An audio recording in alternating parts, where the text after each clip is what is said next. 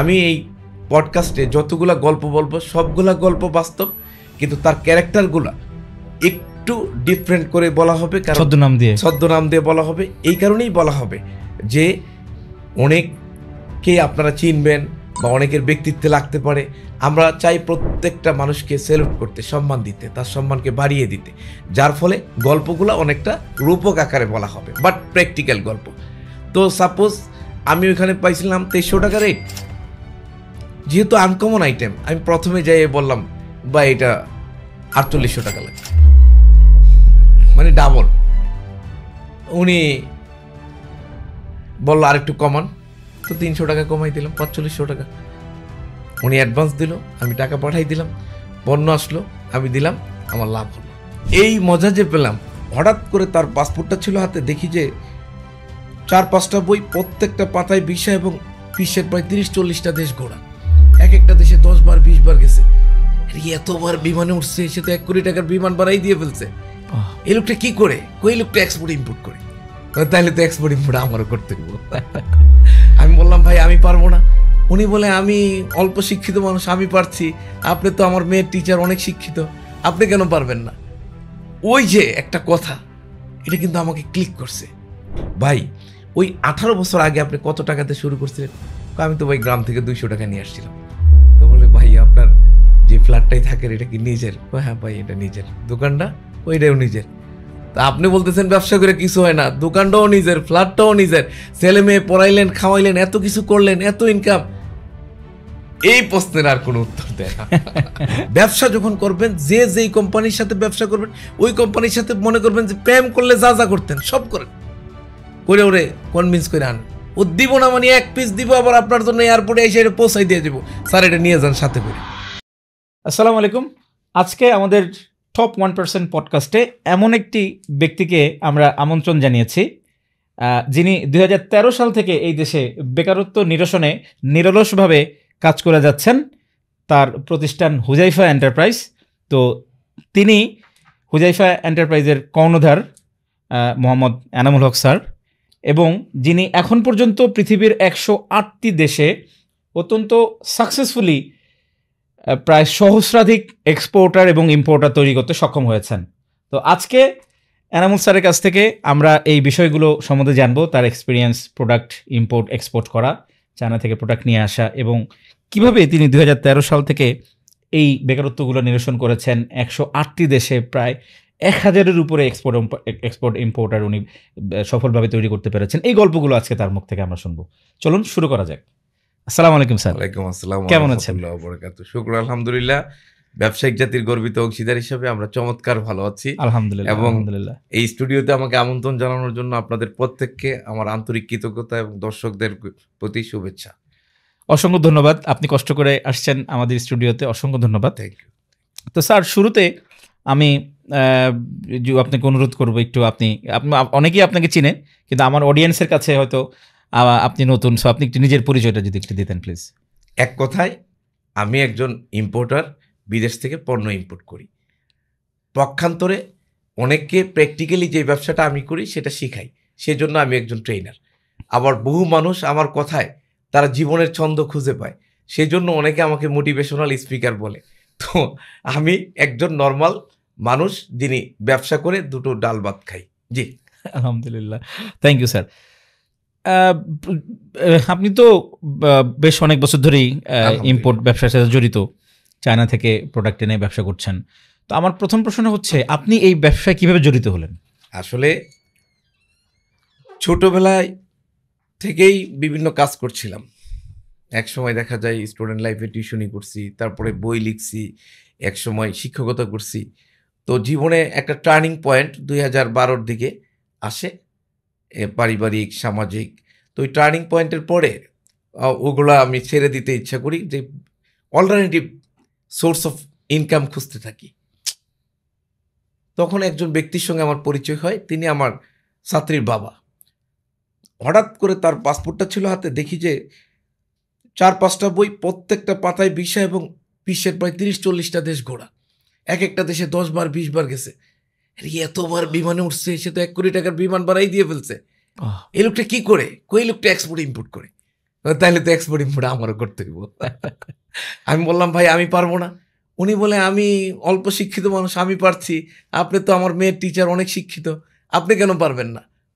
ওই যে একটা কথা, এটা কিন্তু আমাকে ক্লিক করছে যে উনি আসলেই খুব একটা শিক্ষিত না, আমি পারতেছি, আপনি কেন পারবেন না?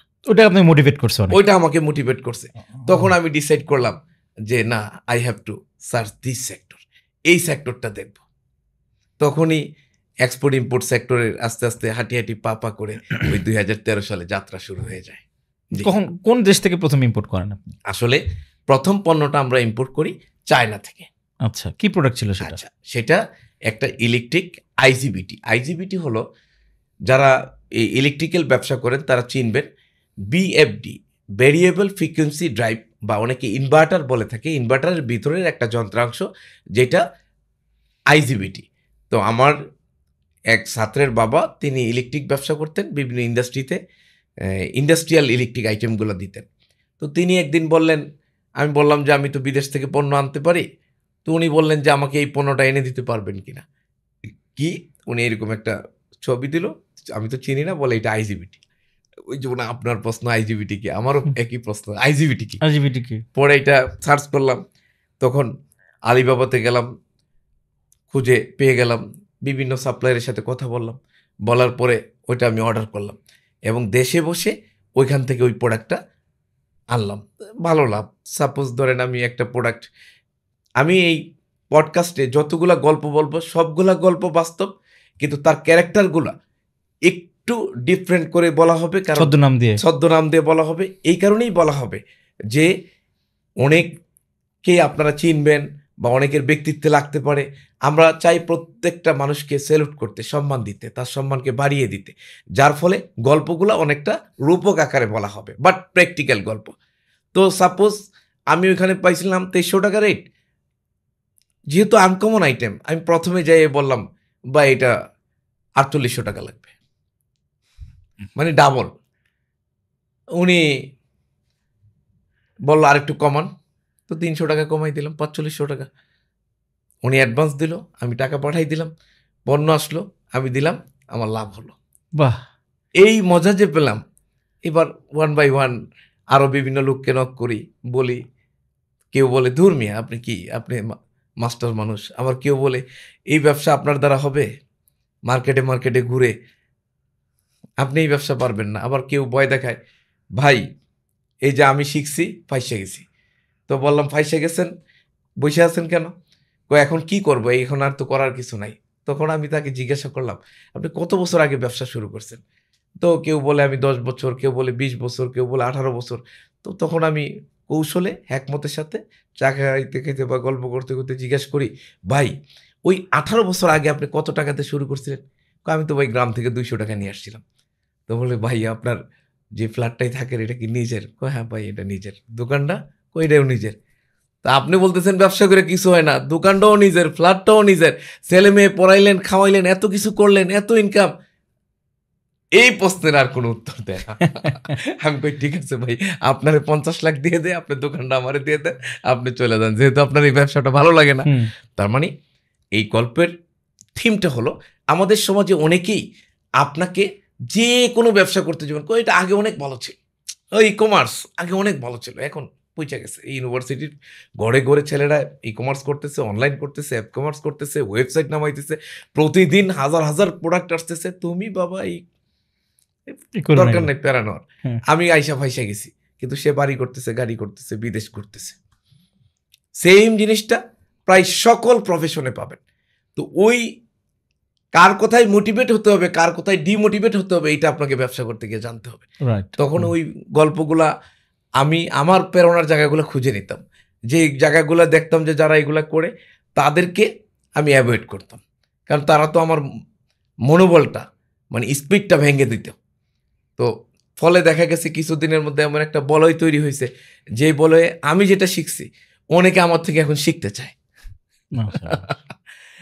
আমি চিন্তা করলাম আমি তো কমপ্লিটলি বুঝি না, যেহেতু ওই 2013 সালে আমি নতুন।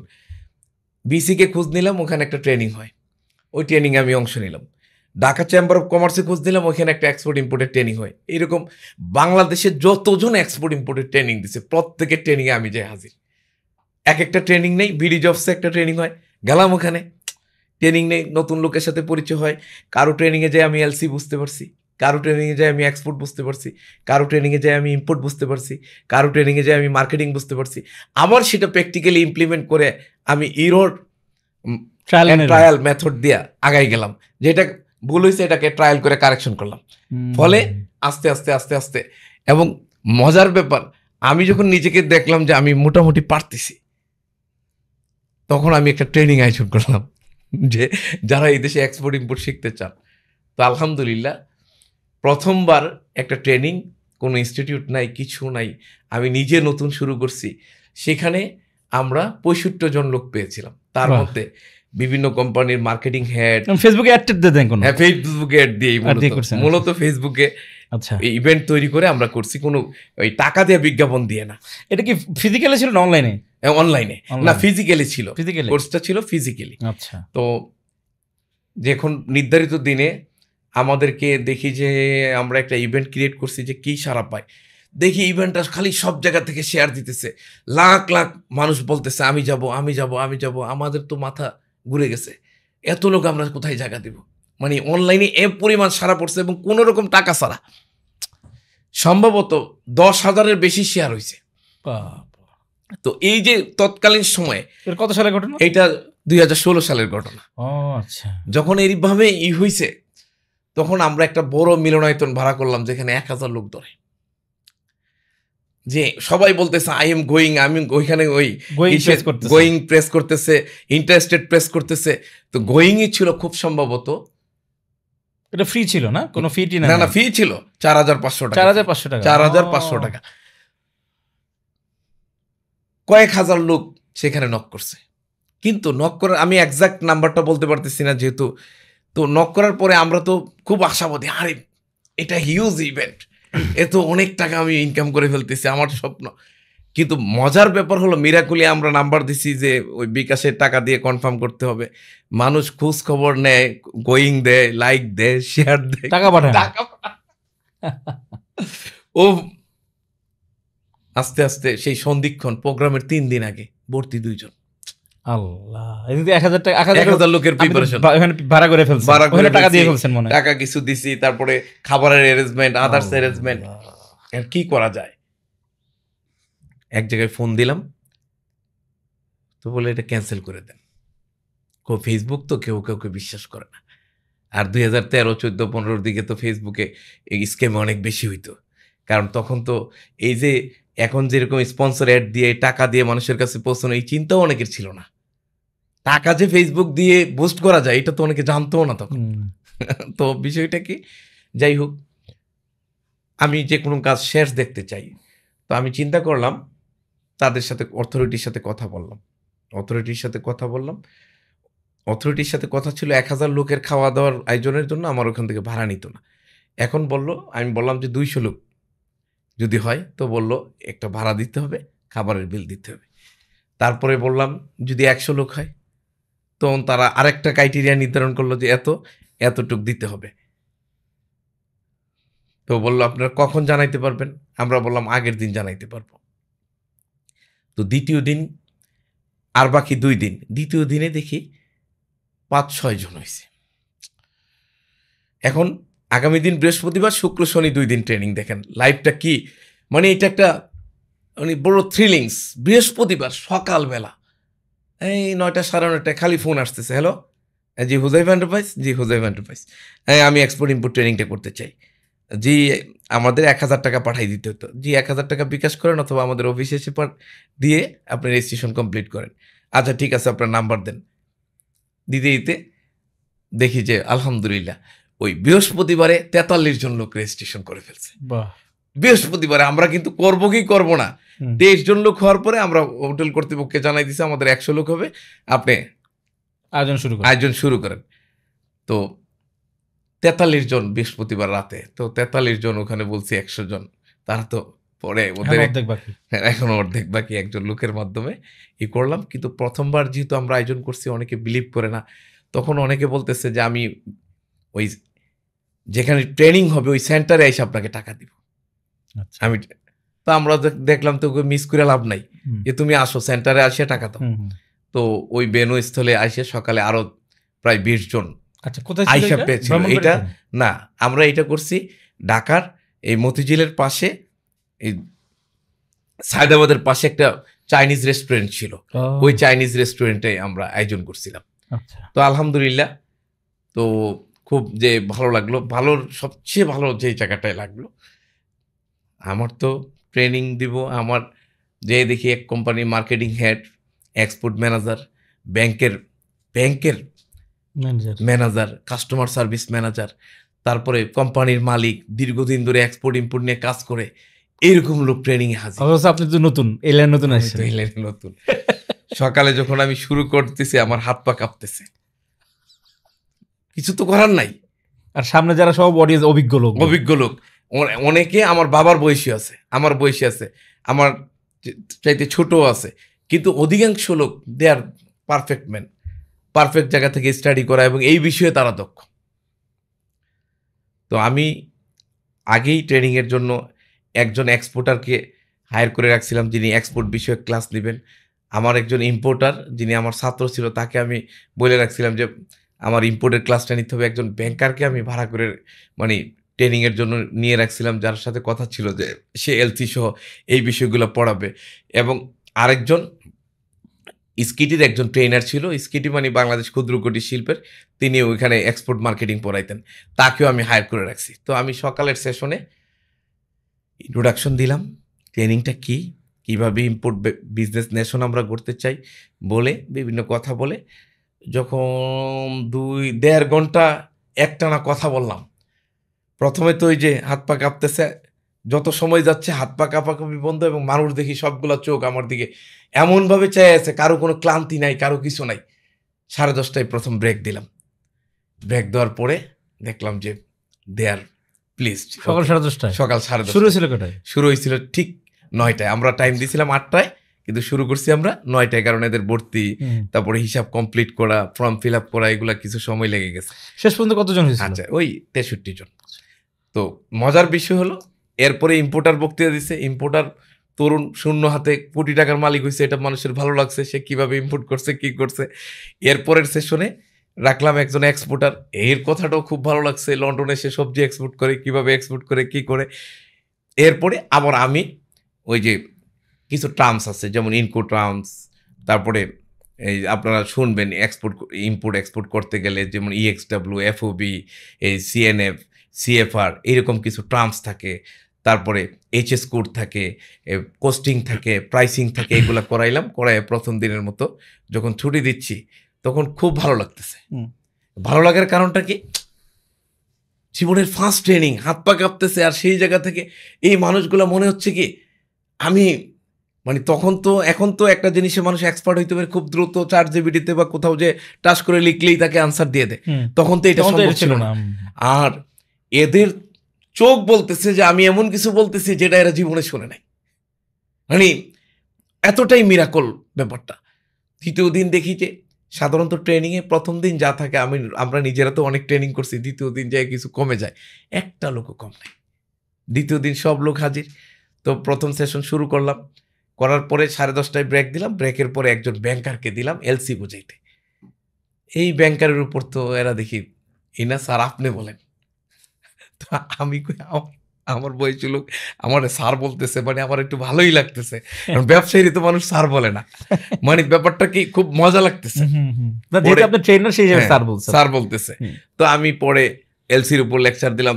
ব্যাংকারের চেয়ে মানুষ খুশি, স্যার ওনার দরকার নাই, ব্যাংকার কিন্তু সে এলসি বিষয়ে এক্সপার্ট। তো যাই হোক, এভাবে প্রথম ট্রেনিং দিলাম আলহামদুলিল্লাহ, এবং একসাথে একটা ভালো টাকাও ইনকাম করলাম। কারণ আপনি 65 into 4.5 দেখেন কত হয়। হ্যাঁ, তো অনেক টাকা। তো খাওয়ার খরচ টরচ বাদ দিয়ে তো ভালো টাকা ছিল আপনার। পার পার্সনে আমরা 2,000 টাকা করে খরচ গেছে, 2,500 টাকা করে লাভ থাকছে। তা 2,500 into 63 দেখেন কত হয়। হ্যাঁ, 2,500 into 63 1,57,500। খুব সম্ভবত আমাদের 2.5 লাখ টাকা লাভ ছিল ওই এক ট্রেনিংয়ে। আর তখন এটা আমার জন্য বিশাল। এখন এমন ট্রেনিংও আমি দেই আলহামদুলিল্লাহ, যে 1-2 দিনে আমি 5-10 লাখ টাকা লাভ করি, কিন্তু ওই সময়ের জন্য আমার অনেক বিশাল ছিল, কারণ ওই সময় তো আপনি মানে এটা- নতুন এটা আপনি অনভিজ্ঞ কল্পনা মানুষ। করতে পারবেন না যে ওই টাকাটা আমাকে কতটা সাপোর্ট দিছে হঠাৎ করে নতুন। এবং তখন থেকেই এই মাঝে মাঝে ট্রেনিং এর নেশাও পেয়ে গেল, মাঝে মাঝে ব্যবসার ফাঁকে ট্রেনিং আয়োজন করি। ট্রেনিংও তো লাভজনক। হুম। এবং ওই 63 জনের থেকে কেউ সফল এক্সপোর্ট ইম্পোর্টার হয়েছে? ওই 63 জনের মধ্যে প্রায় 20 জনের উপরে সফল এক্সপোর্টার ইম্পোর্টার এই বাংলাদেশে, এবং একজন 1000 কোটি টাকার মালিক হয়ে গেছে। এখন ওই যে বাংলাদেশে কিছু হীনমনতা আছে, ডোন্ট টেক ইট আদারওয়াইজ, শুরুতে বলতে চায়, স্বীকৃতি দিতে চায়, যখন একটা পর্যায়ে যায় তখন কেউ যদি তাকে এগুলো বলে সে এটাকে ফিল করে, এই জন্য কাউকে নাম পরিচয় দিতে চাই না। এবং আমাদের ব্যাপার বলি, এটা ছোট্ট গল্পটা, আমি আমেরিকার ভিসার আবেদন করব, তো একটা বিভিন্নভাবে জানার চেষ্টা করছি। একটা অফিসে গেলাম, মানে অফিসে যাওয়ার পরে অফিস খুব ভিড়, তিনি ব্যারিস্টার, তো তার অফিসে ভিড় যেহেতু আমি এক জায়গায় দাঁড়াই রইলাম, বসার ব্যবস্থা নাই, তো ভিতর থেকে একজন লোক একটা রুমে নিয়ে বসালো। একটু পরে দেখি ব্যারিস্টার সাহেব নিজে এসে পড়ছে। কি কয়, স্যার আপনার ভিডিও দেখে এই যে যা যা দেখেন সব। তো এই লোকেরও আমরা কিন্তু এখানে নামটা বলি নাই। তো এইরকম আলহামদুলিল্লাহ এয়ারপোর্টে যেয়ে নামছি, হঠাৎ এক লোক গাড়ি নিয়ে দাঁড়ানো। আরে ভাই কেন আপনি গাড়ি নিয়ে দাঁড়ানো? গতকাল রাতে আপনার স্বপ্ন দেখছি। কি কয়, আপনার ভিডিও দেখছি আমি, আপনি দুবাই আসতেছেন, আপনি যেহেতু বাংলাদেশ থেকে আসবেন এই ফ্লাইটে, আমি এই জন্য এসে বসে রয়েছি। আমাকে সে ওই 7 দিন রাখতেছে, তার ফ্ল্যাটে নিয়ে যাচ্ছে, তার ব্যবসা দেখাচ্ছে, বলে আমি খুব হতাশ ছিলাম। এর ভিডিওটা আমরা দিয়েছিলাম, ছেলেটার নাম আমি এখন ভুলে গেছি। তো বলল দুবাই আমি ছেড়ে দিব। হঠাৎ ফেসবুকে আপনার একটা ভিডিও দেখলাম। কি হয়েছে? ভিডিও দেখার পরে দেখলাম সেখানে আপনি এক্সপোর্ট ইম্পোর্ট শিখান। তো আমার খুব আগ্রহ হইল, তো আমি দুবাই থেকে চলে আসছি বাংলাদেশে, এসে আপনার ট্রেনিং করছি, করে আমি আবার দুবাই ফেরত যাই। তখন আমি চাকরি করতাম, ওই চাকরিটা ছেড়ে দিই, এখন আমি ব্যবসা করি, আমি কয়েক হাজার কোটি টাকার মালিক। তো সে যে গাড়িতে, মানে তার যে রেঞ্জ রোভার গাড়ি নিয়ে আসছে আমাকে রিসিভ করার জন্য, তো এই গাড়ি কয়জন ব্যবহার করতে পারে, আর তার যে প্রকল্প ঘুরে ঘুরে আমাকে দেখালো। তো এই যে ব্যাপারগুলা, এটা কি তো অনেক তৃপ্তির একটা ব্যাপার, হ্যাঁ, যে না, তৃপ্তির ব্যাপার। একটা লোককে আমি তো এখন 1000 আমার কোটি টাকার যেটা মালিক সবচেয়ে বানাইছি। মজার ব্যাপার হয়েছে, আমি নিজে ব্যবসা করতেছি, পাশাপাশি ব্যবসা শিখাইতেছি, মানে ওইখান থেকে একটা এক্সট্রা ইনকাম আসতেছে। রাইট। আবার এইখানে আমি তো প্র্যাকটিক্যালি যেটা করি, ওই যেখানে দরা খাই দরাটা ওদের বলি, যেটাতে লাভ হয় লাভটা ওদের বলি, যে জায়গায় গ্যাপ আছে গ্যাপটা ওদের বলি, ফলে ওরা উপকৃত খুব বেশি হয়, রাইট। এবং ওদের জীবনকে ছুঁয়ে যায়। আর জীবনকে যখন ছুঁয়ে যায় তখন তো আপনি বুঝতেই পারেন, এমনও লোক হয়ে যায়, ধরেন লিচুর সিজন, হঠাৎ একদিন কই স্যার নিচে একটা ট্রাক দাঁড়াইছে, কেন? 1 ট্রাক লিচু এক ভদ্রলোক পাঠাই দিছে। আপনার জন্য কি যে আপনি সবাইকে কত দিবেন, রেসপেক্ট করেন, খাবেন, এবার কি পরিমাণ ভালোবাসা হইতে পারে এটা, মানে এক ধরনের পাগলামি, উন্মত্ততা। 1 ট্রাক লিচু, তো নিশ্চয়ই সে আপনাদের এর চেয়ে অনেক বেশি লাভবান হয়েছে বলে পাঠাইছে এটা। তো ব্যাপার হলো, পরে আমাদের সকল স্টাফকে আমরা এক টুকরি টুকরি করে দিছি।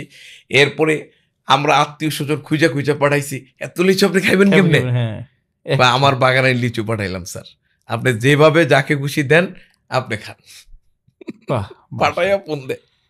তো এইটাই লাইফ, এইখানেই তো এখানে সবচেয়ে মজার যে জায়গাটা, জীবনকে ছুঁয়ে যায়। তো এই জন্য আমরা শুধু যে এক্সপোর্ট ইম্পোর্ট বানাইছি, পরবর্তীতে আমরা উদ্যোক্তা তৈরির জন্য ওই যে তখন হঠাৎ খুঁজতেছি এই যে কী থিম দেওয়া যায়, তখন হঠাৎ দেখলাম চায়না অনেক উন্নত, তখন চিন্তা করলাম চায়না উন্নত কেন? তখন দেখলাম চায়না বিজনেস নেশন কেন? যে জাপান ব্যবসায়িক জাতি, একটা দেশ অনুন্নত হওয়ার যত বৈশিষ্ট্য আছে জাপানের আছে। ধরেন ভূমিকম্প হয় জাপানে, ধরেন জাপানে আগ্নেয়গিরি আছে, ধরেন জাপানে অ্যাটম বোম মারা হয়েছিল, ধরেন জাপানে এই জাপান কিন্তু দ্বীপ রাষ্ট্র, প্রায় 18,000 দ্বীপ। অনেকে অবাক হবেন, 18,000 প্লাস দ্বীপ। তো ওই জাপানে গেলে আপনি বুঝবেনই না আপনি দ্বীপে আছেন। মানে নদীর উপর দিয়ে, মানে সাগরের উপর দিয়ে আছে, সাগরের নিচ দিয়ে টানেল আছে, এরপর তো বিমান যোগাযোগ আছে। আপনি জাপান গেলে ইমাজিন কেউ না বলে দিলে যে আপনি দ্বীপে আছেন, আপনি যে দ্বীপে আছেন এটাই বুঝবেন না।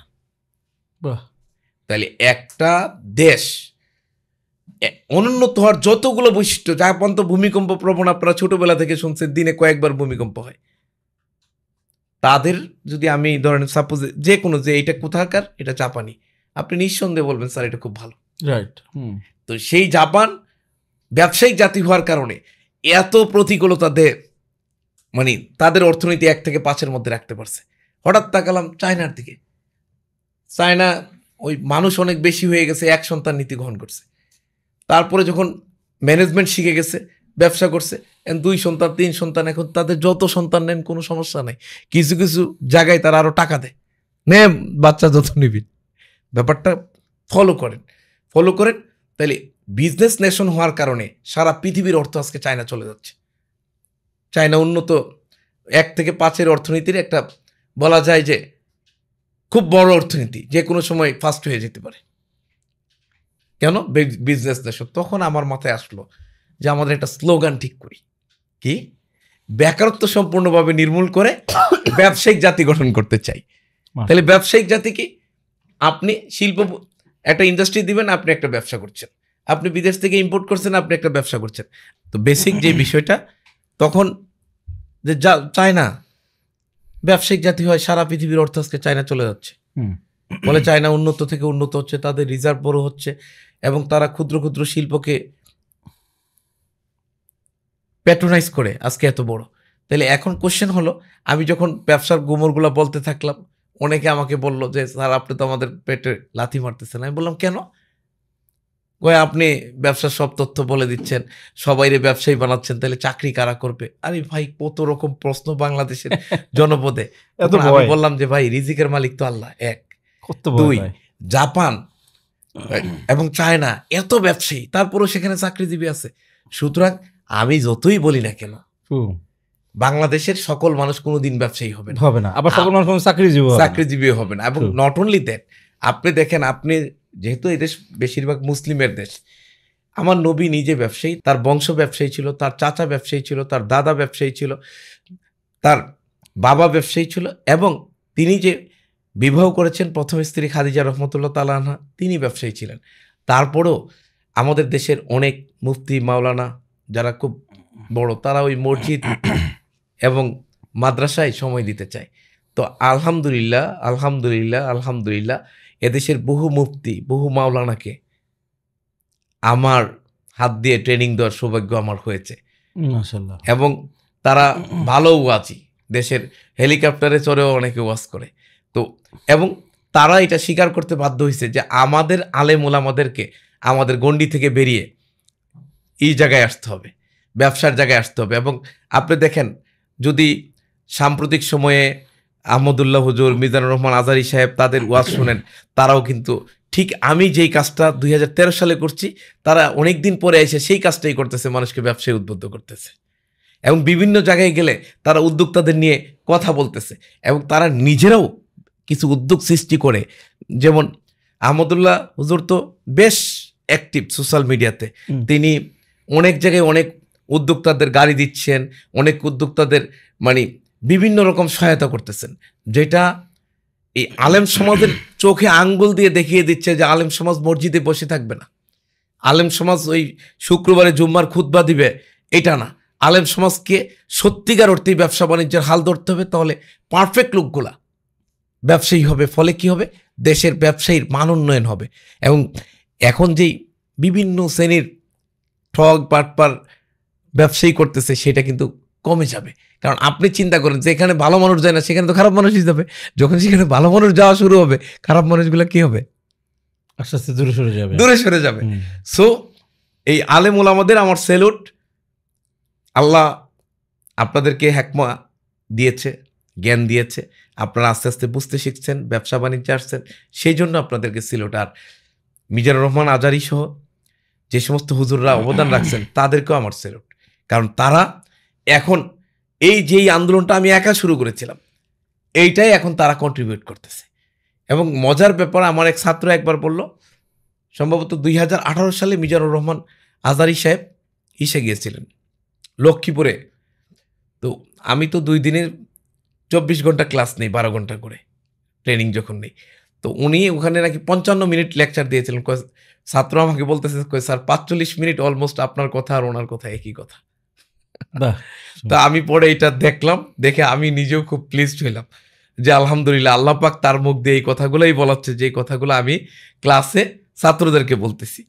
তো এভাবেই আসলে ওই তখন আমরা একটা স্লোগান বের করলাম যে বেকারত্ব সম্পূর্ণভাবে নির্মূল করে ব্যবসায়িক জাতি গঠনে অঙ্গীকারাবদ্ধ। তাহলে ব্যবসায়িক জাতি কি, আপনার জায়গায় আপনি ভালো ব্যবসা করবেন, আমার জায়গায় আমি ব্যবসা করব। বাংলাদেশিদের যে সারা পৃথিবীতে একটা দুর্নাম আছে যে একজন ভালো ব্যবসা করলে আরেকজন ব্যবসায়ী নিয়ে দিলে ওরে নামানোর সব প্রক্রিয়া সে রেডি করে ফেলে। ওই জায়গা থেকে বের হয়ে আপনি আপনার ব্যবসা করবেন, আমি আমার ব্যবসা করব।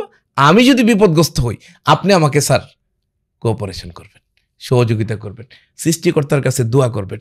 ফলে আপনার ব্যবসাও ঠিক থাকবে, আমার ব্যবসাও ঠিক থাকবে। আমাদের রং থিওরি হলো আপনি সফলের চোরাই যেতে চান, এখানে লাশ পড়ে আছে, এই লাশগুলোর উপরে পাড়া দিয়ে যেতে চাচ্ছেন না। আমার থিওরি হলো এই লাশগুলার ফাঁকে ফাঁকে জায়গা আছে, প্লিজ লাশগুলা পাড়া না দিয়ে ফাঁকে পাড়া দিন। তাহলে আপনি নিজেরও হেফাজত করতে পারেন। একটা লাশের উপরে পাড়া দিলেন, লাশটা গড়ি দিলে আপনি পড়ে যাবেন, আপনি পড়ে যাবেন। তা আমাদের সমাজে হচ্ছে কি, সবাই আমি ভালো করতে পারি নাই এটা নিয়ে তার মন খারাপ না, ও তো পারে নাই, এটা খুশি। আমার ভিডিও পাবলিক দেখে না, আরে ওর ভিডিও তো দেখে না, এটা কথা। সেটাই, আমার ভিডিও কেন দেখে না এই জিনিসটা তো খুঁজে বের করবো, এই জিনিসটা খুঁজে বের করবো, প্রয়োজনে ওকে আরো ওকে হেল্প করবো যে ভাই এই জিনিসটা করলে তোমার ভিডিও দেখবে। ইয়েস, এবং ওই জায়গাটাই স্যার আমরা বিল্ড আপ করতে চাই। এবং দ্যাটস ওয়াই ওই হুজাইফা এন্টারপ্রাইজ 2013 সাল থেকে কাজ করি। আর নানা কাজ করতে যে জীবনের প্রতি পদে কোথাও ঠকছি, কোথাও জিতছি, কোথাও অনেক টাকা ইনকাম করছি, কোথাও অনেক টাকা ধরা খাইছি। আর এই সব অভিজ্ঞতাগুলা এই নতুন উদ্যোক্তাদেরকে দিয়ে দিই যে বাবা তুই এটা নিয়ে মানুষ হ। ওই যে একটা মুভি যখন ছোট ছিলাম দেখছিলাম যে আবার তোরা মানুষ হ। তো আমরা চাই যে সবাই মানুষ হোক, ব্যবসায়ী হোক এবং টাকাওয়ালা হয়ে যাক, সমাজকে ইনফ্লুয়েন্স করতে শিখুক, সারা পৃথিবী দাপিয়ে বেড়াক। টাকা নাই আপনি কি করে দাপিয়ে বেড়াবেন ভাই? টাকাওয়ালা হন, আর টাকাওয়ালা হইতে হলে ব্যবসা করেন, উদ্যোক্তা হন। আর উদ্যোক্তা হতে হলে নিজের কাজটা নিজে করবেন, তখন নিজের চাকরি সৃষ্টি করতে পারবেন, অন্য মানুষের চাকরি সৃষ্টি করতে পারবেন। জি, আপনি যদি বলতেন। থ্যাংক ইউ, আপনার কথা শুনতে খুব ভালো লাগছিল। আসলে জীবনের গল্প আর কি। তা আমরা পরের প্রশ্নে যাই, সেটা হচ্ছে যে আমি কিছু প্রশ্ন নোট করে রাখছিলাম। জি জি, অবশ্যই অবশ্যই। এবং সুবিধা নোট হলে আমরা ওই গদের বাইরে যাব না। সেটাই, জি জি জি, না হলে তো গল্প অনেক। আপনার দেখা সবচেয়ে বড় ইম্পোর্ট ভুল কোনটা ছিল? আচ্ছা, সবচেয়ে বড় ইম্পোর্ট ভুল, যে কাজটা আমি প্রথমে করে লাভবান হয়েছি, পরের বার একই কাজ করলে লাভবান হবে মনে করে ওই পণ্য ব্যাপক পরিমাণ অর্ডার দিয়ে দেওয়া। ফলে কি হয়েছে, ওই পণ্য যখন আনছি আমার তো মার্কেট অ্যানালিসিস করি নেই, এবং মার্কেটে অন্য যারা আগে থেকে ব্যবসা করতো তারা যে এই প্রোডাক্টটা আনতে পারে সেটা আমার মাথায় নেই। আমি তো চিন্তা করছি যে ধরেন সাপোজ ওই আইজিবিটি, যে ওনাকে আইনা দিলাম, ডাবল লাভ করলাম, আমি যদি নিজে আরও 100 নিয়ে আসি তাহলে তো আমি আরও লাভ করতে পারবো। কিন্তু এটা তো একটা রেয়ার আইটেম, এটা তো সবাই ইউজ করে না, এটা সবাই সেল করতে পারে না। ফলে এটা যখন ব্যাপক পরিমাণ আনা হলো তখন আমি সেল সেন্টার খুঁজে পাই না, তখন সেই ব্যক্তিকেই দিতে হয়েছে আমার আনার চাইতে কম দামে। আর সেই ব্যক্তি আবার আমার 2 গুণ 3 গুণ লাভ করে বিক্রি করতেছে আমার সামনে। ব্যাপারটা এমন মজার, একটা টিকটক ভিডিও দেখছিলাম, এখানে একজন ফল বিক্রি করতেছে, এখানে একজন, ও 2টা 10 টাকা, ও 2টা 10 টাকা, ওরটা দেখে ও লেখছে 2টা 5 টাকা, তো ও লেখছে 2টা 5 টাকা, এখন ও লেখছে 3টা 5 টাকা। এখন ও করলো কি, তোমার কয়টা আছে গয়না দাও, ও ফলগুলা নিয়ে নিল, নিয়ে এখন ও লাগাই দিছে 2টা 20 টাকা। তো সেম ঘটনা, আমি যখন ব্যাপক পরিমাণ আনলাম আমি তো আর বেচতে পারতেছি না, টাকা আপনার থেকে চাই নিছি, ওর থেকে চাই নিছি, ওর থেকে চাই নিছি, প্রথম দিকে তো পুঁজি থাকে না। ফলে সমস্যাটা কি হয়েছে, আর উনি তো বুঝে গেছে আমার কাছে পণ্য আছে, সেই ব্যক্তি ওই পণ্য আমার কেনা দামে প্রায় অলমোস্ট লস, খুব একটা হয় নাই, এটাই লস, মানুষ থেকে টাকা নিছি, অলমোস্ট আমার কেনা দামে তাকে দিতে হয়েছে। এরপরে দেখি তিনি যখন বিক্রি করেন, আমি তার দোকানে যে আমার সামনে বিক্রি করে, আমার থেকে কিনছে 6,000 টাকা, আমার সামনে বেচে 18,000 টাকা। 18,000 3 গুণ প্রফিট, 3 গুণ প্রফিট করছে। এবং আমরা একটা ডায়োড, বাংলাদেশের একটা স্বনামধন্য কোম্পানি, তাদের চায়না আছে, তো একটা ডায়োড আমাকে একদিন দিল, দিয়ে বললো এটা কত, তো আমি ডায়োডটা চায়না দাম করে দেখলাম 800 টাকা। তো একটু আনকমন আইটেম তো এগুলোর ব্যবসা এরকমই, ডোন্ট টেক ইট আদারওয়াইজ। তো আমি আইসা তাকে পরের দিন আনা সহ আমি দেখলাম আমার 950 পরে, আমি তাকে রেট দিছি 2500 টাকা। তারপরে তিনি বললে একটু কমান, আমাদের রেট হয়েছে 2200 টাকায়। কত টাকায় কন্ট্রাক্ট হয়েছে? 2200 টাকা, এক পিসে ভালো লাভ। আচ্ছা, পরে দেখা গেল উনি নিয়ে তো আরেক জায়গায় দিচ্ছেন, উনি নিয়ে সেই স্বনামধন্য একটা কোম্পানি যারা চায়নার সাথে ব্যবসা এবং চায়না থেকে পণ্য আনে তাদেরকে দিচ্ছে। তো 35 পিস মালের অর্ডার দিছে, আমি 35 পিস মাল বিক্রি করে ধরেন আমি 40,000 টাকা লাভ করলাম। কিন্তু যে আমার থেকে নিছে সেও প্রায় 30-35,000 টাকা লাভ করছে। এখন আমার মনে প্রশ্ন আসছে যে যেই কোম্পানিকে আমরা মালটা দিলাম ওই কোম্পানি তো সরাসরি চায়নার সাথে ব্যবসা করে, এবং ওই কোম্পানি জানে চায়না থেকে প্রোডাক্টটা পাওয়া যায় এবং প্রোডাক্টের দামে প্রাইসও জানে, প্রাইসও জানে, তাহলে তারা আমাদের থেকে নিচ্ছে কেন? তখন দেখলাম যে তিনি যে ডায়েটটা অর্ডার দিলেন এই ডায়েটের জন্য তার কারখানা বন্ধ থাকতেছে, তার কারখানায় 1200 শ্রমিক। এই 1200 শ্রমিকের যদি 1 দিন 2 দিন 3 দিনের বেতন লস হয়, তাহলে এইটা ওই 3000 গেছে না 4000 গেছে এটা তার কাছে মুখ্য ব্যাপার না। আপনি আর কত নিছেন? 1 লাখ টাকা নিছেন, কিন্তু 1200 শ্রমিকের একদিনের বেতন কত লাখ চাইতেছে। আচ্ছা, তখন ওই ওরা জানে এটা কি কোনো ইলেকট্রনিক্স কোম্পানি? হ্যাঁ, ইলেকট্রনিক্স কোম্পানি, ওরা জানে এটাই দাম, কিন্তু ওদের ইন্ডাস্ট্রি বন্ধ থাকলে যে ক্ষতি হবে, আমাদেরকে ওরা রেপিড চার্জ দিচ্ছে, আমরা রেপিড এটা এই বিমানে করে নিয়ে আসছি, ফলে 3-4 দিনে তাকে দিতে পারছি, তার ইন্ডাস্ট্রিটা স্মুথ ছিল। আমি এগুলা প্রথমে ক্যালকুলেশন ছিল না, প্রথমে তো লাভ, আরে পকেটে টাকা নাও। কিন্তু যখন আস্তে আস্তেই হইলো যে ও চায়নার সাথে ব্যবসা করে, ওর প্রতিনিধি প্রতিনিয়ত চায়না যায়, আমার থেকে এটা নিল কেন? তখন রিজন হয়েছে নিজে আনতে চাইতো তো এক সপ্তাহ খাইতো। আচ্ছা, এখন পরবর্তীতে আমরা আরো স্টেট হইলাম যে কিছু কিছু কোম্পানির এরকম প্রোডাক্ট হয় যে একটা ছোট্ট পার্টসের জন্য তার কোম্পানিটা বন্ধ হয়ে যায়, তখন এই পার্টসটা সে আনতে গেলে অনেক খরচ। তখন আমরা বলি কি আমার লোক চায়না যাবে, তাই আমার লোকের যাওয়া আসার খরচ দেন প্লাস প্রোডাক্টের দামেই। তো আমার লোক তো আর চায়না একটা কাজে যায় না, সে তো অনেক কাজ করে আসে, ওর থেকে তো আমি 1 লাখ নিয়ে নিছি আগেই, ওটা তো আমার পকেটে ঢুকেই গেছে। না এরকম আমি করি, not that, there are lots of people that do this. দুই দিক থেকে খায়। সো এই জন্য এক্সপোর্ট ইম্পোর্ট ব্যবসাটাকে কি বলা হয় জানেন? Export import is the backbone of international trade. শিক্ষা যেমন জাতির মেরুদণ্ড, সকল ব্যবসার মেরুদণ্ড হলো এক্সপোর্ট ইম্পোর্ট। আপনি পণ্য দেশে আনবেন আর পাঠাইবেন, মজাই মজা, যদি করতে পারেন। আর না করতে পারলে ভাই বাড়ি গাড়ি সব বেচা ফেলাইতে পরে আবার পাগল হয়ে ঘুরবেন। কিন্তু ভাই এই স্যারের কথা ভিডিও শুরু করছি ব্যবসা, তাহলে ফলাফল কি হবে বুঝছেন? সে সব শেষ হয়ে যাইতে পারে। তবে আনকমন আইটেমের ব্যবসা এখনো স্টিল নাও আছে।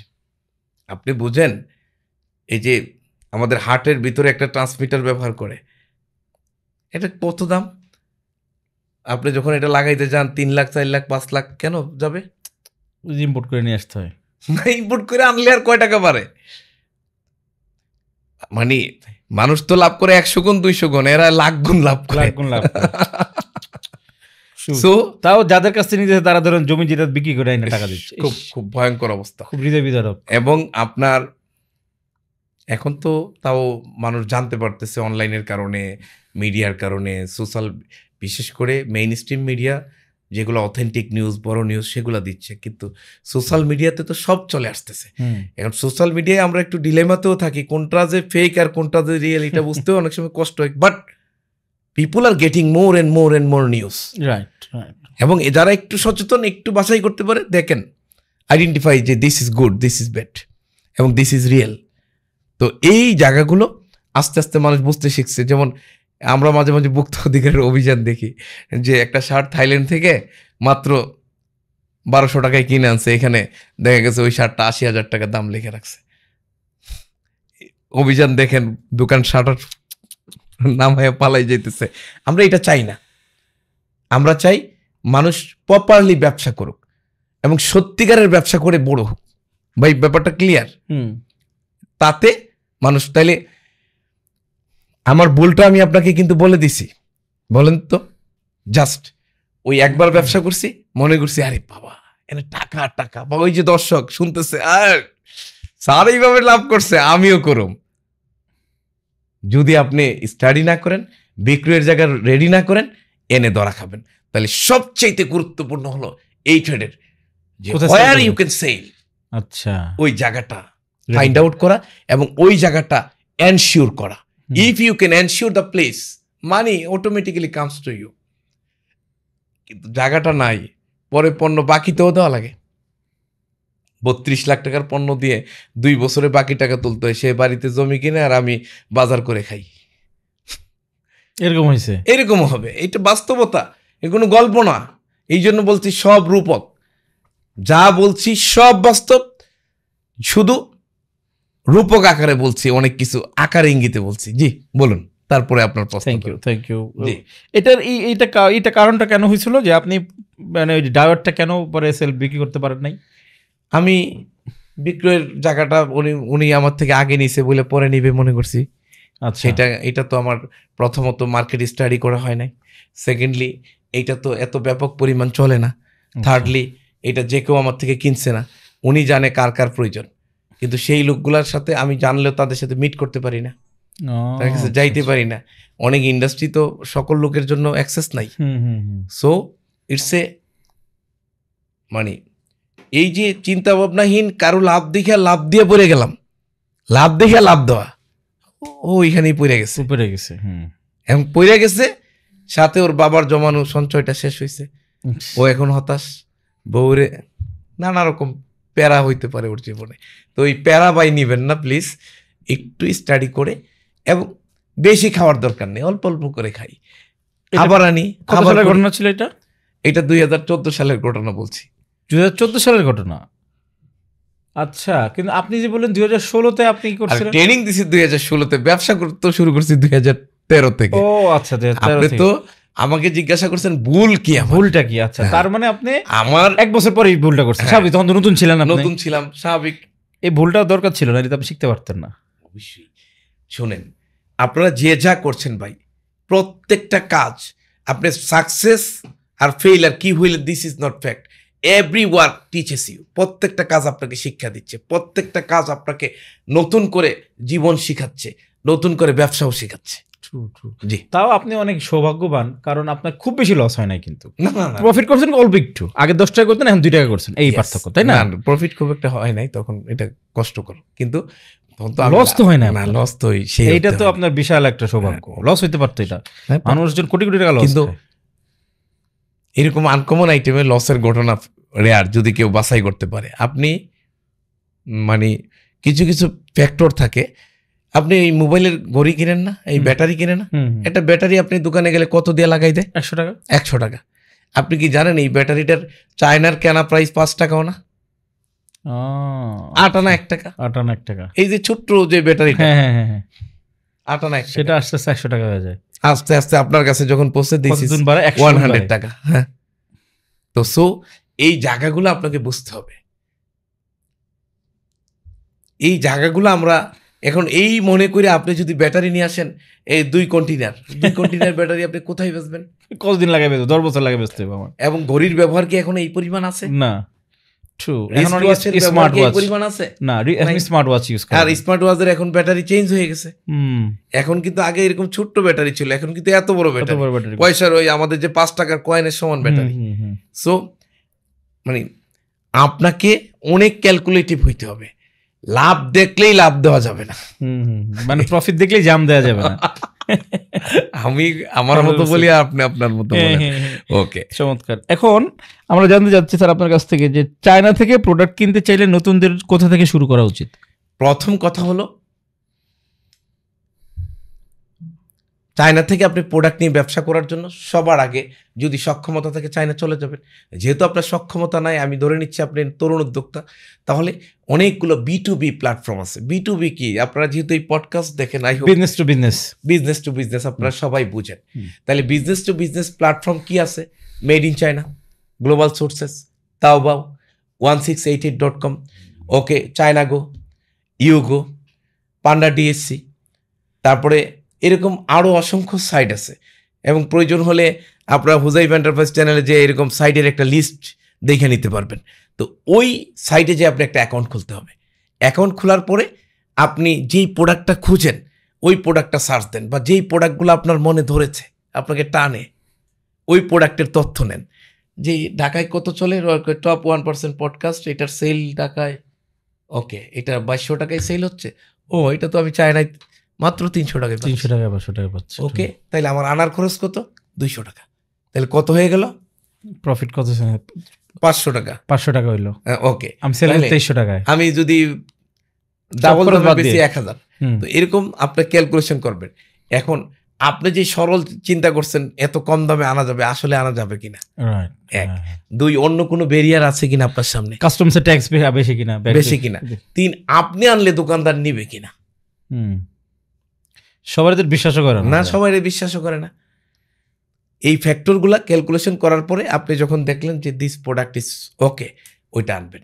তাহলে আর নতুন যারা আছেন, তরুণ উদ্যোক্তা, প্লিজ B2B প্রায় 50টা সাইট আছে, ওই B2B সাইটগুলোতে আপনি অ্যাকাউন্ট খুলেন, ওই B2B সাইটগুলোর প্রোডাক্ট বিশ্লেষণ করে আপনি একটা তালিকা তৈরি করে ফেলেন 5 থেকে 10টা। জীবনে মনে রাখবেন, শুরুতে যে যাই করেন একটা প্রোডাক্ট দিয়েই শুরু করা সম্ভব। RFL মানে রংপুর, চাইছিলাম না কোনো কোম্পানির নাম নিতে, সরি, নামটা যেহেতু এসে ফেলছে একটু বলে দিই। রংপুর ফাউন্ডি লিমিটেড, রংপুর অঞ্চলে তারা ব্যস্ত চাপকল, মানে পানির কল, টিউবওয়েল। এই টিউবওয়েলের ব্যবসা করে যখন তারা স্টাবলিশড হলো, আজকে তাদের 10,000-এর উপরে প্রোডাক্ট আছে, এবং বিশ্বের প্রায় দেশে গেলে আর কিছু পান আর না পান, প্রাণ RFL এর কিছু না কিছু পাবেন। তো what a surprising situation, they have started with one. Please আপনিও শুরু করেন একটা দিয়ে। রাইট, ও দিলে পরে একটা বেশি করতে যায় না, প্রথমে একটা করেন, একটাই সফল হন, পৃথিবীর সব ব্যবসা আপনি করেন, I have no objection.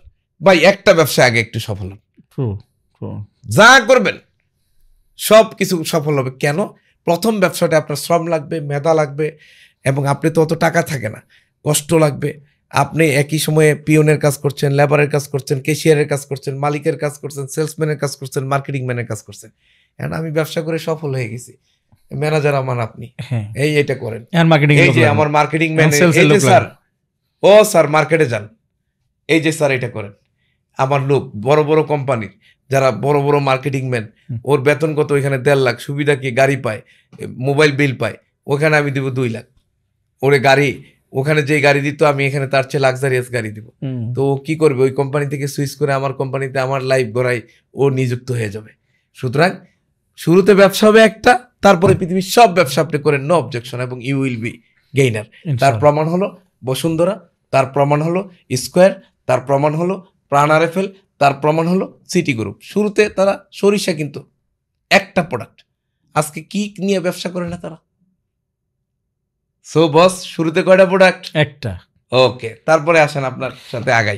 Minimum order quantity নিয়ে কিভাবে দরকার? আচ্ছা, মিনিমাম অর্ডার কোয়ান্টিটি হলো, যখন আমরা পাইকারি কিনতে যাই, ধরেন এইটা আমি খুচরা কিনছি, 1 পিস কিনছি, কিন্তু যখন আমি ফ্যাক্টরি থেকে এই প্রোডাক্টটা কিনতে যাব, মিনিমাম 100 পিস কিনতে হবে। সে বলতে পারে যে আমি 10টার কম দিব না, 100টার কম দিব না, 50টার কম দিব না, তখন সে তো পাইকারি রেটে দিচ্ছে, পাইকারি রেটে দিচ্ছে। তখন আপনি নতুন হিসাবে তাকে বুঝাইতে হবে, my friend, I want to take 100 piece at a time, but first I want to check the quality.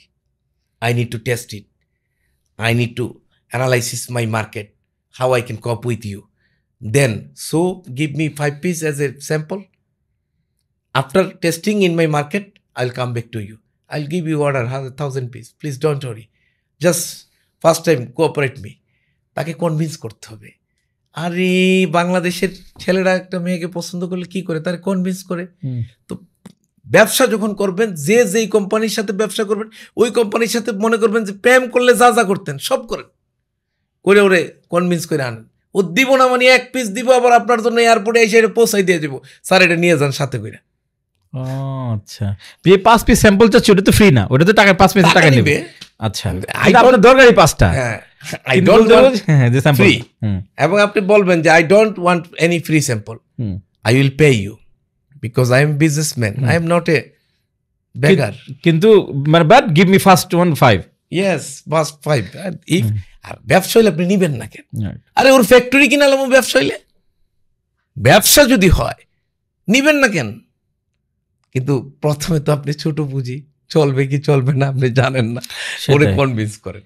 আচ্ছা, ওকে, তাহলে মানে convince is the best way. এবং এবার বইটা বললে ওরা মানে না, কিছুটা মানে, সব কোম্পানি মানে না, তখন যে মানে তার কাছে যাইতে হবে। আচ্ছা, পরে ওরা সবাইকে negotiate আপনার করে যে, ধরনী আচ্ছা, হয়েছে ভাই। হ্যাঁ হ্যাঁ, তখন নেগোশিয়েট করে যে আচ্ছা না 5টা তো খুব কম হয়ে যায়, আচ্ছা তুমি 100 না, তুমি আমার 20টা দাও, জি জি জি জি। তখন আর এরকমই করে না। আচ্ছা ওকে, এরপরে হচ্ছে আমরা শিপিং কাস্টমারিং যাব। ফ্রেট ফরওয়ার্ডার ভার্সেস কুরিয়ার, কোনটা কখন ব্যবহার করা উচিত? অল্প পণ্য আপনি কুরিয়ারে আনবেন, বেশি পণ্য আপনি ফ্রেট ফরওয়ার্ডারে যাবেন। আপনি তো ব্যাপারটা বুঝেন। আচ্ছা, জাপান যাবেন বিমানে যাইবেন, ইন্ডিয়া যাইবেন বাস দিয়ে যান গা। ফ্রেট ফরওয়ার্ড করা যায় না, লাগেজ পার্টি দিয়ে করা যায় না? লাগেজ পার্টি তো আরেক, এটা আধুনিকতম পেআইনি একটা ধারণা। আচ্ছা, লাগেজ আপনি রেকমেন্ড যে করেন না? আপনি ব্যবহার করার যোগ্য পণ্য আনবেন বিদেশ থেকে, সরকার লাগেজ রুলস মেনে, যাতে ট্যাক্স দিতে হয় না। তা আপনি একজন ব্যবসায়ী, আপনি ইম্পোর্টার, আপনি কিং, Right, আপনি কি ওই বস্তা কুলির মতো মাথায় নিয়ে নিয়ে আইসা ব্যবসা করবেন? এটা হয়? এটা একটা ভালো কথা বলছেন। হ্যাঁ, আর কয় টাকা ট্যাক্সি দেয় বাঁচাইলেন সেটাই। ধুরো, নিজের মান সম্মান নষ্ট করে কি দরকার? ভালো কথা বলছেন, হ্যাঁ, চমৎকার। আচ্ছা, সিএনএফ, ফিওবি, এক্সডব্লিউ, এই টার্মগুলো নতুন আসলে ব্যাপার কি, এগুলো সব ইনকো টার্মস। ইনকো টার্মস হলো ইন্টারন্যাশনাল কমার্শিয়াল টার্মস। আচ্ছা, ব্যবসায়ীরা যখন ব্যবসা করে তাদের কিছু ল্যাঙ্গুয়েজ থাকে। এই মনে করতে পারেন ইনকো টার্মস হলো ব্যবসায়ী ল্যাঙ্গুয়েজ। এখন কোথাও লেখা আছে ইএক্সডব্লিউ, ইএক্সডব্লিউ লেখা থাকলে আমরা বুঝে নেই যে এক্স ওয়াটস, এটা ফ্যাক্টরি প্রাইস। তার মানে সে ফ্যাক্টরি থেকে পণ্য দিবে, আর কোনো খরচ দিবে না। কিন্তু ওই যে ফ্যাক্টরি ম্যান, সে লিখে দিছে এফওবি। এফওবি বললে আমরা বুঝে নেই ফ্রি অন বোর্ড, পণ্যটা সে আমার জাহাজ পর্যন্ত পৌঁছাই দিবে। আচ্ছা, তখন জাহাজ ভাড়া থেকে বাকি খরচ আমি দিব। ঠিক তেমনিভাবে আরও অনেকগুলো টার্মস আছে, যেমন মনে করেন CPT, carriage paid to, CFR, cost and freight. তো যেই টার্মস, CNF জি সিএনএফ, সিএনএফ, এইটা মূলত সিএফআর এর আগের রূপ। এগুলো আবার পরিবর্তিত হয়। দেখেন, আপনি একটা শব্দ, এক সময় আমরা ল্যাট্রিন বলতাম, তারপরে টয়লেট বললাম, তারপরে ওয়াশরুম বললাম, এখন ডাব্লুসি। ডাব্লুসি মানে ওয়াশ অ্যান্ড ক্লিন। দেখেন, একই শব্দ, ওই ল্যাট্রিনটা পাল্টাইতে পাল্টাইতে কি হয়ে গেল। ঠিক ওই বাণিজ্যেও বহু শব্দ প্রতিনিয়ত পরিবর্তিত হয়। ওই সিএনএফ শব্দটা 2020 সালের ইনকোটার্মসে ছিল সিএনএফ। ইনকোটার্মস 2020-তে এসে এটা হয়ে গেছে সিএফআর, অন্য কিছু না। আচ্ছা, জি। আমার পরবর্তী প্রশ্ন হচ্ছে যে আপনার পেমেন্ট পদ্ধতি কোনটা নিরাপদ, আলিপে, টিটি না পেওনিয়ার? এর একটাও নিরাপদ না। আচ্ছা, আপনি কিভাবে পেমেন্ট করেন? এখন প্রশ্ন হলো কেন নিরাপদ না। প্রথম প্রশ্ন হলো, আপনি দেখেন কার্ড দিয়ে টাকা দিলাম, ওনার কাছে টাকা চলে গেছে। উনি তো ভিন্ন দেশে থাকে, ওনার দেশের সরকার ভিন্ন, আইন ভিন্ন, উনি আমার প্রোডাক্ট দিল না, টাকাটা মেরে দিল, তখন কি করবেন? আর অপরদিকে বাংলাদেশে আমার এই টাকার জন্য লায়াবল হইতে হবে। আমার টাকাটা কোথায় গেল? তবে সাধারণত ওরা তো টাকা মারে না মনে হয় না? কম, পৃথিবীর সব জায়গায় দানের মাঝে চিটা দান আছে। সুতরাং পুরোপুরি বিশ্বাস করা যাবে না। অধিকন্ত নদুষায়, বা একটা জিনিস মনে রাখবেন, সতর্কতার মাইন নাই। জন্ম থেকে মৃত্যু শিখবেন এবং অলওয়েজ সতর্ক থাকবেন। সতর্কতার কোনো দোষ নাই, কোনো মাইন নেই। এবং যত মানুষ ঠগে, they are not careful, they are not aware. এই জন্য আমরা মাঝে মাঝে একটা ডায়লগ দেই। সেই ডায়লগটা কি জানেন? আমরা যেই ডায়লগটা দেই, খেয়ালে আউলিয়া, বেখেয়ালে দেউলিয়া। অর্থাৎ আপনি যখন কোনো কাজে খেয়াল করবেন, তখন আউলিয়া কখন হয়? আল্লাহর প্রিয় বান্দা, যে নফল সুন্নত ছোট ছোট জিনিস আল্লাহর দেওয়া বিধিবিধান অনুযায়ী কিভাবে চলতে হয় একটু খেয়াল করে চলে।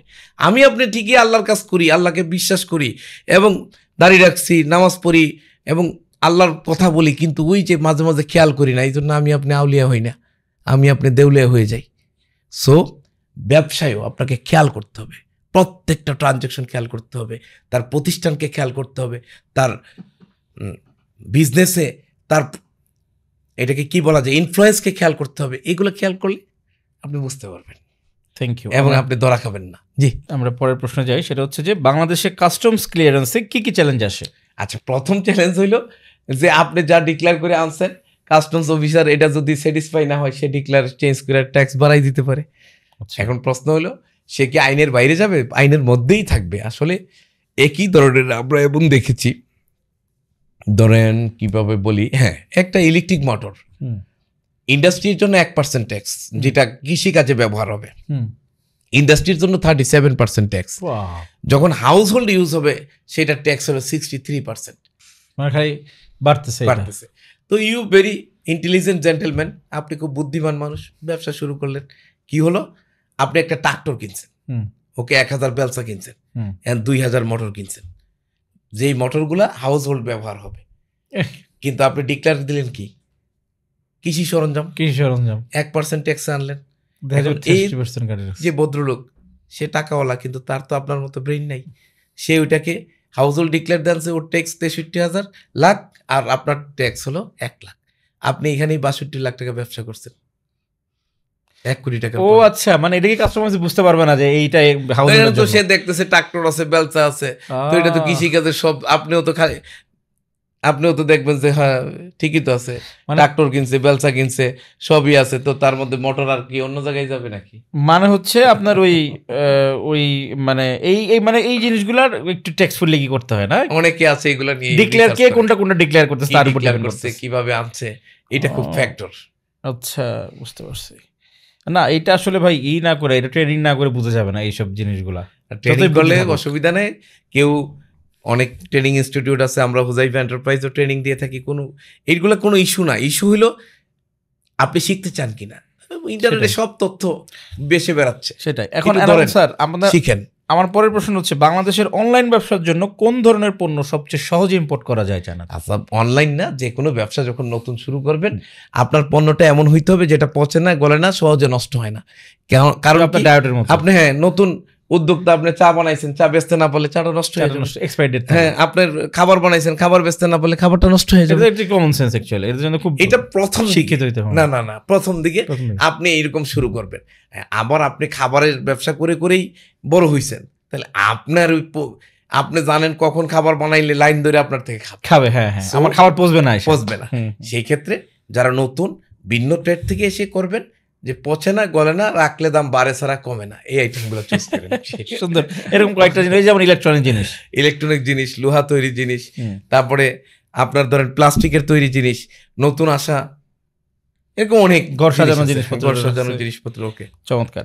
পণ্যের দাম ও প্রফিট মার্জিন কিভাবে ক্যালকুলেট করা উচিত? আসলে এই বিষয়গুলো নিয়ে সারা পৃথিবীতে বিতর্ক আছে। এটা মুক্তবাজার অর্থনীতি, তো যে প্রফিট করুক, আপনার সমস্যা কি?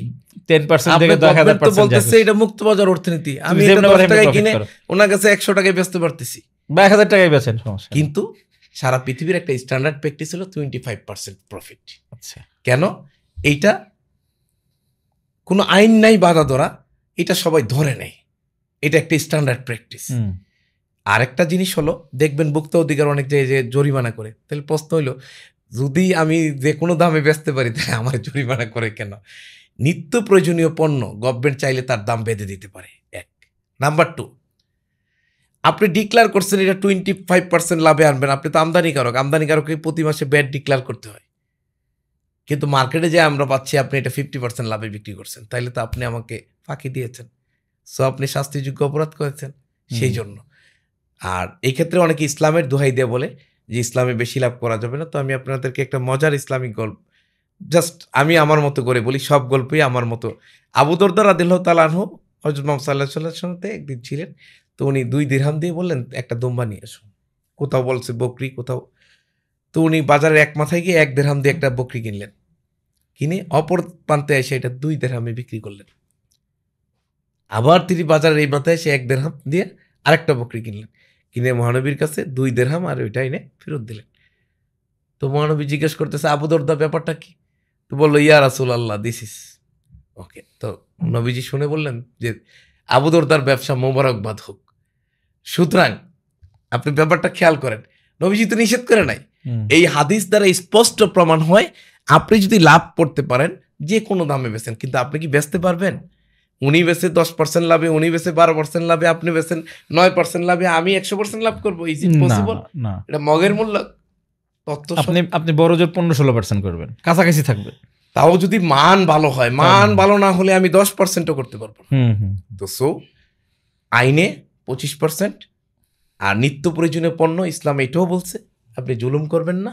নিত্য প্রয়োজনীয় পণ্যের ক্ষেত্রে জুলুম করা, গুদামজাত করা জায়েজ না, এগুলা একটু সতর্ক থাকবেন। আর ভালো মুফতি মাওলানা থেকে জেনে নেবেন বিষয়গুলো, আমরা না বলি।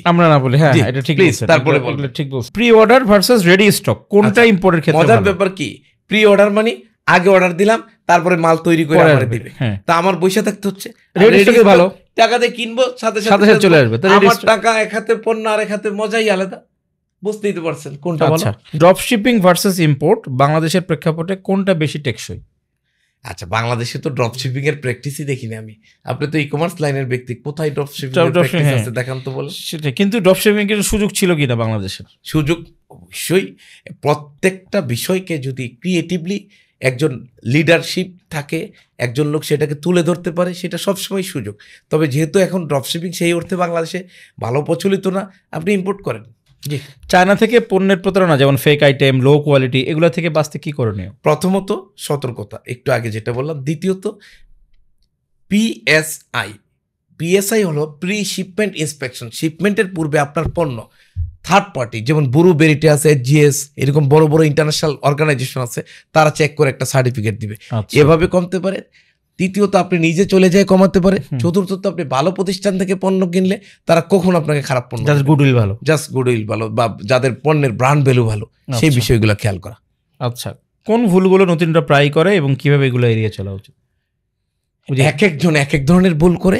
একটা কেউ প্রোডাক্টটা নাই, ধরেন একটা মজার ব্যাপার, আমার পুঁজি আছে 1 লাখ, হুম, 1 লাখ টাকার প্রোডাক্টটি আমি কিনে ফেলছি, প্রোডাক্টটা আইসা পড়ছে, এখন 10,000 টাকা লেগে প্রোডাক্টটা ছড়াইতে পারতেছি। আহা, তো এই যে লোক 1 লাখ টাকার প্রোডাক্ট থাকলে 1 লাখ টাকার প্রোডাক্ট ধরেন আমি 70-80,000 টাকা কিনবেন, বা 50,000, আচ্ছা, আপনার কাছে ছোটানো খরচ রাখতে হবে, আপনার চলাচলের খরচ মার্কেটিং এর রাখতে খরচ হবে। রাখতে হবে। এই পুঁজিটা একজন ব্যবসায়ীর কাছে আমি বলি ব্লাড সার্কুলেশনের মতো। ধরেন আমার স্বাস্থ্য ভালো কিন্তু আমার রক্ত চলাচল নাই, আমি কি বাঁচবো? না, একজন ব্যবসায়ীর কাছে পুঁজি সবসময় ক্যাশ থাকতে হবে এবং এটা রানিং হইতে হবে।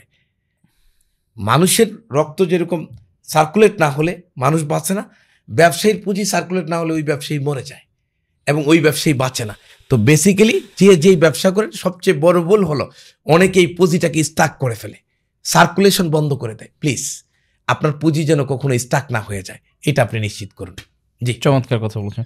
আপনি ভবিষ্যতে কোন ধরনের প্রোডাক্ট বা নিশ জনপ্রিয় হবে বলে আপনি মনে করেন?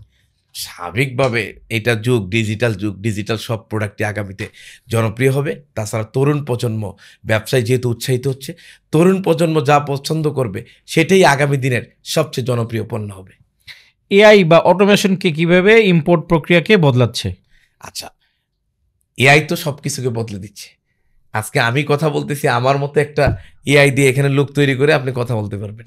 সুতরাং কোন জিনিসকে বদলাচ্ছে না, বাট এই যে অটোমেশন, এখন আমার হিসাব রাখার ক্ষেত্রে যদি আমি অটোমেশন আনতে পারি, পণ্য বাছাইয়ের ক্ষেত্রে যদি অটোমেশন আনতে পারি, পণ্য নির্ণয়ের ক্ষেত্রে যদি অটোমেশন আনতে পারি, কমিউনিকেশনের ক্ষেত্রে যদি অটোমেশন আনতে পারি, এআইগুলোকে ব্যবহার করতে পারি, তাহলে লেস পিপল মোর বিজনেস। আমি মানুষ কমাই দিতে পারি, ডিপেন্ডেন্সি কমাই দিতে পারি, আমি সময় কমতে পারে, হ্যাসেল কমতে পারে, খরচ কমতে পারে। আপনি যত জায়গায় ডিজিটালাইজেশন হবে, প্রযুক্তির ব্যবহার হবে, এই যে আমি যা কথা বলে গেলাম সব তো রেকর্ড, আমি যদি পরে এটা অস্বীকার করি লাভ আছে? লাভ হবে না। সো এআই এর ব্যবহার ব্যবসাকে গতিশীল করবে এবং মিথ্যা, প্রতারণা, বন্ডামি এগুলো কমিয়ে দিবে। তবে সেই ক্ষেত্রে এআই দিয়ে ভুলভাল তথ্য ছড়ানোর সুযোগও থাকতে পারে, আমরা সতর্ক থাকবো। জি, please. Thank you Enamul sir. Last প্রশ্ন আপনার কাছে, আমরা অনুষ্ঠানের লাস্ট প্রশ্নে চলে এসেছি। সেটা হচ্ছে, আজকে থেকে কেউ যদি ব্যবসা শুরু করতে চায় তার জন্য আপনার কি পরামর্শ থাকবে? প্রথম কাজ, ব্যবসা করবেন স্থিরভাবে সিদ্ধান্ত নিন, প্রয়োজনে যত ধরনের তথ্য আছে সেটা নেন। আর একজন ব্যবসায়ী সমাজের সকল পেশা সমাজের জন্য উপকারী, কিন্তু তার চাইতে বেশি দেওয়ার সুযোগ আপনার ব্যবসায় আছে। ওকে, তাহলে 1 নম্বর আপনি স্থির সিদ্ধান্ত নিন। 2 নম্বর, সেই ব্যবসায়ীর সাথে লেগে থেকে কিছুদিন ব্যবসাটা শিখেন, না হলে অনলাইনে বিভিন্ন ভিডিও টিউটোরিয়াল বা ট্রেনিং নিয়ে সেটা শিখেন। তারপরে অল্প পরিমাণ সেটা করেন, করার পরে এই যে ট্রায়াল, এরর অ্যান্ড ট্রায়াল, অর্থাৎ আপনি ট্রায়াল দেন, ভুলটাকে কারেকশন করেন, করে আস্তে আস্তে যখন আপনার ভিতরে কনফিডেন্স জন্মাবে, ইয়েস আই ক্যান ডু, তখন আপনি পরিপূর্ণভাবে নামেন। আর এটাই হবে আপনাকে আগামী দিনে কোটিপতি বানানোর মূল মন্ত্র, ইনশাআল্লাহ। ইনশাআল্লাহ। এবং সফলতা দেওয়ার মালিক আমরা কেউ না, আল্লাহ পাক। আমরা যা বলছি ওই যে উপর থেকে ফয়সালা হবে, কিন্তু আপনি আপনার সর্বোচ্চ চেষ্টাটা করেন। আল্লাহ বলছে, মানুষের চেষ্টা যেখানে শেষ, আমি আল্লাহর সাহায্য ওখান থেকেই শুরু। আমরা আপনার জীবন উন্নয়নে আল্লাহ সুবহানাহু ওয়া তাআলার রহমত এবং সাহায্য প্রতি পদে পদে আসুক, আর আপনি আপনার সর্বোচ্চ চেষ্টাটা করে যান। ইনশাল্লাহ এই পডকাস্ট যারা দেখছেন তাদের মধ্যেও আগামী দিনে কোটিপতি তৈরি হবে। আজকে যারা দেখছেন 1 বছর 2 বছর 5 বছর পরে এই পডকাস্টটা খুঁজে বের করবেন, করে আপনি যে কোটিপতি হয়েছেন কমেন্ট করে জানাবেন ইনশাআল্লাহ। সেই দিনের অপেক্ষায় আমি পডকাস্টের হোস্ট এই দলে থাকতে পারে। ইয়েস, ইনশাআল্লাহ। আমার কত দর্শকবাদ, আপনি তো সবার আগে। হ্যাঁ, আপনি তো আমার উদ্দেশ্যে বলছেন, আমার কানে আগে বুঝাইছে। জি, সুতরাং আমরা চাই পরিবর্তন, আমরা অন্য কিছু চাই না। ওই যে সব কিছু হইছে নোয়াখালীর একটা স্থানীয় ল্যাঙ্গুয়েজ দিয়া আমার মনে শেষ করলে ভালো হয়। সেখানে মানে একটা জিনিস ভাজার জন্য তেল দিছে কড়াইয়ে, তো দেওয়ার পরে তেলটা ঠান্ডা হয়ে গেছে, জিনিসটা দিছে শব্দ করে নাই, তো তখন বলে উঠছে যে তেল গেল ফস করলো না। তা আপনার জীবনটা যেন এরকম না হয়। রবীন্দ্রনাথ যে কথাটা বলছে, জন্মেছিস, জন্মের দাগ রেখে যা, আপনি কিছু করে যান, পৃথিবীকে আপনার সন্তান আপনার নাতিপতি বলুক, আর সৃষ্টিকর্তা যে পাঠাইছে তিনিও দেখুক যে যেই পারপাসে আপনাকে পাঠাইছে ওই পারপাস সাফ করার জন্য আপনি সর্বোচ্চ চেষ্টাটা করেছেন। আর এইটাই আমাদের প্রত্যাশা। আর তখনই আমাদের সাথে আপনার কোথাও না কোথাও বিজয়ের মঞ্চে সাক্ষাৎ হবে, আর না পারলে তো ভিডিও দেখবেনই ইনশাল্লাহ। ইনশাল্লাহ। ঠিক আছে এনামুল স্যার, আপনাকে অসংখ্য ধন্যবাদ আমাদের পডকাস্টে আসার জন্য। আপনাকে আশা করি অনেক উপকৃত হবে।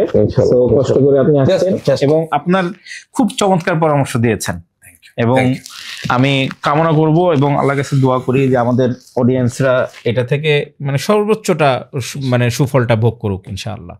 তো আপনারা ভালো থাকবেন, সুস্থ থাকবেন, সাবস্ক্রাইব করবেন। ইনশাআল্লাহ আপনাদের সাথে দেখা হবে আবার পরবর্তী কোনো এপিসোডে। ততদিন পর্যন্ত ভালো থাকুন, সুস্থ থাকুন। আসসালামু আলাইকুম।